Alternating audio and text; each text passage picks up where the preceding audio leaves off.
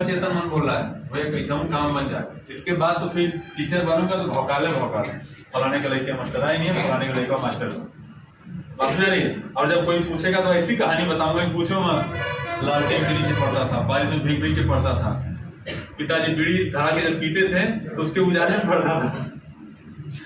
ऐसी ऐसी कहानियां बनाओगे, बात में आ रही है। भीगता था मैं, भीग करके खटिया के नीचे, चौकी के नीचे जाके पढ़ता था, ऐसी ऐसी कहानी बनाओगे। यानी कि तुम्हारे मन में ये चल रहा है किसी तरह से, अचेतन मन क्या कर रहा है कि किसी तरह से काम करते, रिस्क ले लेते हैं, रिस्क लेने के बाद जाकर के टीचर बन जाएंगे, अच्छा खासा हमारा नंबर आ जाएगा। लेकिन इसके बाद चेतन मन कहेगा कि पकड़ा गया तो समझ में आ रही है। यानी इसको कंट्रोल कौन कर रहा है? इसको कंट्रोल कर रहा है चेतन मन।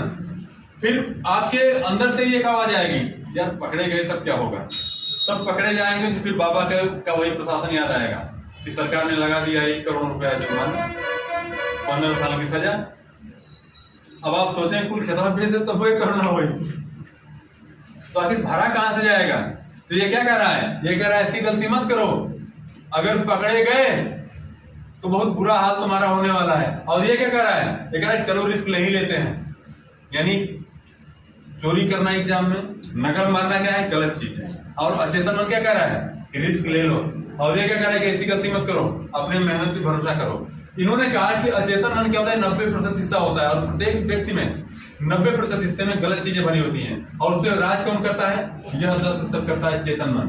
चेतन मन समझाता है हर व्यक्ति के सामने। अभी पीछे आप पड़े हुए हैं नैतिक दुविधा, नैतिक दुविधा की स्थिति आती है, सही और गलत, ले लूं, चोरी कर लूं, न करूं, बता दूं, न बताऊं, ऐसी स्थिति नहीं आती है। जब गलत चीजें आप पर हावी होती हैं तो अचेतन मन हावी होता है, समझ में आ रही है। और जब वही चीजें जब उसको कंट्रोल करने का प्रयास करता है कौन?